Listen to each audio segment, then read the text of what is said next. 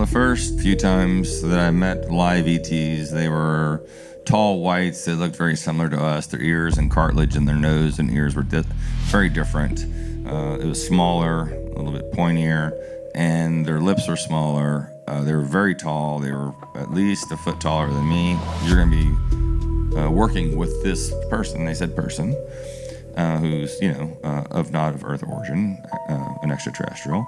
And they're going to be helping you. You're going to be assisting them, actually, on an autopsy of one of their own kind. I joined the military on August 7th, 1990, the United States Air Force. I was part of Desert Storm, Desert Shield, of course. I would belong to an air transportable hospital, A-10 base, England Air Force Base in Louisiana. And shortly after that, I was transferred over to Kirtland Air Force Base, Albuquerque, New Mexico, because they closed that base down.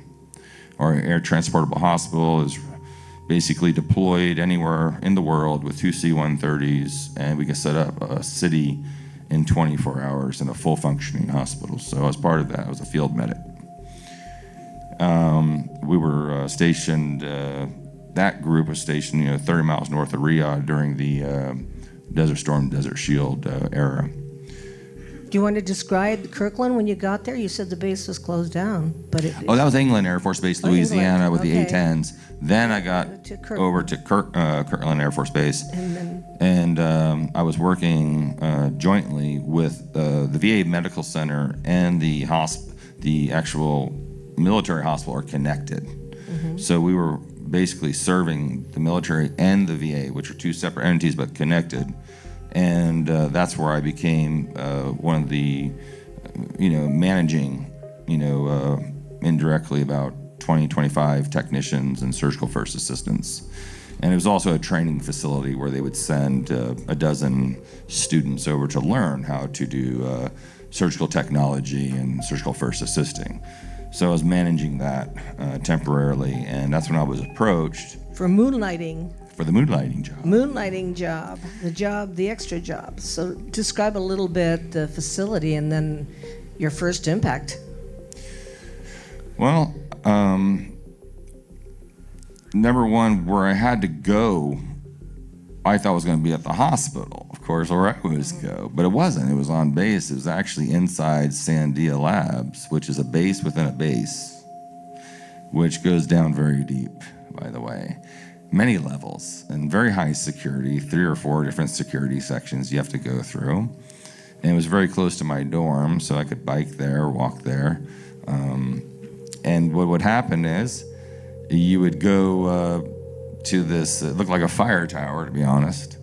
And that was the entry point first. So you'd get in these elevators and go down just a few floors, and you would check in. You have a little badge, and they already had retinal scans and handprint and all that stuff too. They had these dogs that were there that were really fascinating, and they could smell things like viruses or bacteria on you or chemicals. And they were trained for this because they didn't want to infect anything that, down below, because it could be catastrophic bringing in these things. You go through these special sterilization rooms and get zapped, and then you change out into your suits, and you have a little, like what you guys would think was an iPad, and this is in 1992, by the way. But it was see-through, it was clear. It accepted this little round disc, like a little, like CD. Remember the little CD-ROMs, the little CDs? I don't know if anyone uses those anymore. But it was like a little CD, and it popped in, and it told you where you're going, what floor, and the floors are all colored. I mean, it's white. Everything's white and seamless, but they all have these really fiber optic lines in them. So I might be in operating room red 46 or, pink 72 that day. And I was always escorted. And we have these little wristbands they put on when you get there. You're always being tracked, so you can't go off the course. You follow your line to where you're going.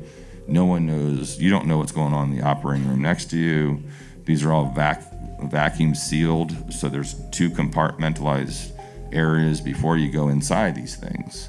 So first, you have to put the suit on, by the way, and it has its own biometric system inside of it that measures my heart rate, my blood pressure, and if I'm sweating or if I'm getting nervous. And there was one time I did get a little weirded out when I first saw my first full body, and they're like, "Smith, you okay?" And I'm like, man, they know my heart rate's up. Yeah, it's like a lie detector. And I'm like, deep breath. I'm like, oh yeah, I'm fine. This is great. Now, you might want to elaborate your full body of an extraterrestrial, right? Yeah. My first full body extraterrestrial, correct? Yeah. And can you, without going into any gory details, could you tell us what that kind of looked like? And it was obviously deceased, right? Yes, it was deceased, of course. All the specimens I got were deceased. I didn't cut open alive anything. Okay. That would be horrific. So anyway, I did take a sample. So anyway, this was a small 4-foot being. It was kind of mesomorphic, what we call in body somatotypes, which is like a small little bodybuilder. And it was blue, and it had very big eyes, and it had very long hair, and it had very, very small hands and feet. Describe the hair. What was the hair like? The hair was black. Okay. And it was very, very thick. Okay. Yeah. And I've done lots of these because I explained different ones, like I did earlier today. And I was going in there just to take out one of the organs. And what's surprising is they all have a head and 2 arms and 2 legs. And I really thought after a couple of these that maybe they're just growing these things. Maybe they're clones, or I wasn't really sure they were extraterrestrial, and I wasn't allowed to ask until later on down the road. So that led me, of course, going home at night going, what is going on? What are they doing? What are they making? And I can't say anything. Can you imagine being exposed to something and you're not allowed to say, what is this? Where did it come from? How'd you get it? So it like messes with you. But thank goodness I kept my mouth shut, and later on during the projects I was able to see craft as well and more bodies. And also live. And then I got to meet live extraterrestrials that work hand in hand with me, that were like types of surgeons. And that was a very exciting moment. Okay, so you started with tissue samples and you went on to the full-bodied, and then they began to trust you? Is that why you went on to different levels? Yeah, every quarter, how well you perform and how often you really want to be there. It's up to you, by the way. Mm-hmm. It's not like you have to. You actually volunteered and signed a paper. Mm-hmm. But they're very lenient because they go through a lot of people, because not everyone can keep it shut. Mm-hmm. And by the way, just to clear the air, a couple of my colleagues on the show have said, oh, well, Emery Smith did 3,000 autopsies on 3,000 different ETs. That's not true. I could do 28 specimens, just pieces of meat, pieces of muscle, pieces of brain or material, in one day. So it's not like I had all those. Those were not all full bodies. That's a misleading thing you hear online about me. These were just tissue samples. I've only maybe seen 300, 350 full bodies, or torsos or whatever, different parts of the bodies. Okay, so the progression of the chronology of this is then it has to go somewhere. And you also said, I think I remember you said it paid well, so you wanted to buy a motorcycle or something. That's why you I was very young, and I loved my job. working in the Air Force, doing all these amazing things. And every time they had an opportunity to take a class or whatever, it was for free, of course. And, I was signing up for everything because I love the opportunity of education for free, number one. And I also love to be part of something that was kind of classified. It was exciting. But at the same time, I wasn't really that conscious enough at that moment to really grasp what was happening. I did it. It was because it was extra money. I could have went off base and worked at Burger King, but Okay, probably shouldn't have said that. As exciting as this. Yeah. So what we're dealing with now is a progression in your life where evidently you were trusted enough to go from the kind of autopsies to interaction. But I'm going to add something as a researcher. Somebody down the line must have known you had contact, and that you could maybe interact. I think they did, because after joining the auxiliary of the Air Force at 13, I was approached a lot right after that, and you do these ASVAB tests and things like this to get into the military, and it shows like, okay, this guy would be good at mechanics, this guy would be good at scrubbing toilets, and this guy would be good at mathematics, and this guy would be good as a pilot. And I took that test. But then every month they would take me back to MacDill Air Force Base and say, my recruiter, and this is all throughout my life, saying, oh, we want to do some more testing. Would you be, up for that? And I said, yeah, sure. And it was cool because it had to do with problem solving, had to do with geometric shapes, had to do with things that I never really thought about. IQ testing too, probably. For sure, they were probably doing this. So I think they kind of had a plan for me before I even knew what was going on. Before you knew where you were going. Because they really talked me out of flying the jet, which really upset me. You want to be Top Gun? I know, we got that. Because Tom Cruise was in the jet, and he had the motorcycle, and I wanted the motorcycle on the jet. Yeah. So. Yeah. Do you ever wish you went down that path? Well, I actually got to do that. Fly small planes, of course, and I got to fly in a lot of jets, T-38s and F-16s, F-15s, but I wasn't, the pilot. You weren't Top Gun. Yeah, I wasn't Top Gun. But you know what? I did get a fast motorcycle, and I did have my own flight suit, and I looked pretty cool. Okay, well, let's go to, because everybody that is here, I think, really wants to know people that experienced ETs. And of course, we all get asked, are they good or bad? Are they all coming to eat us? What are they here for? All of these questions that we get asked all the time as researchers. So can you describe a little bit your interaction in the beginning days with the live ETs?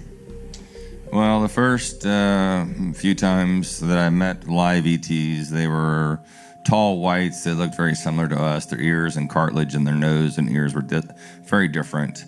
It was smaller, a little bit pointier, and their lips were smaller. They were very tall. They were at least a foot taller than me. I'm 6'4", but they were very ectomorphic, which means they were long, lean-boned people. And no fat people. I never saw. Well, I did see like this. It was like a bulbous blob type ET one time. Really? That could turn into anything. It was really neat. It could morph. It could morph.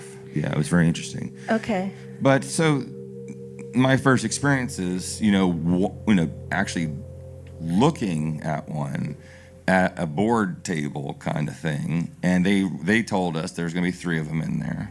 And this is after 2 years of me being in the projects. It took that long for me to get to that level. And they said, we're going to be working, you're going to be working with this person. They said person, who's, not of Earth origin, an extraterrestrial.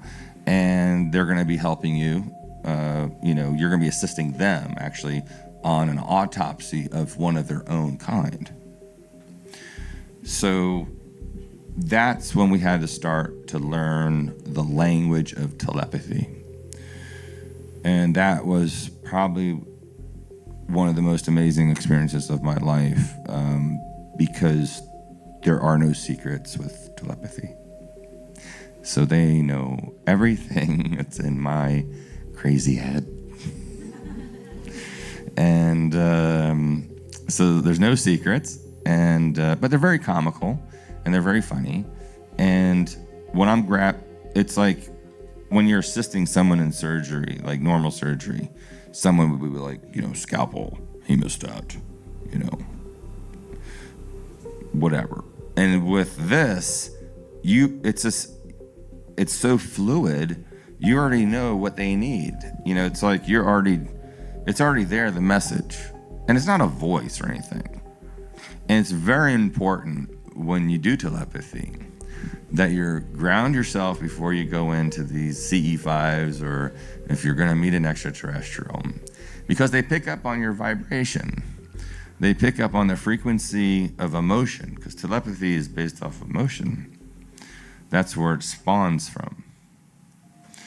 And if you just had a fight, with your loved one, and then you're going to go to work, and I'm going to walk up to the table and say, hello, how are you today?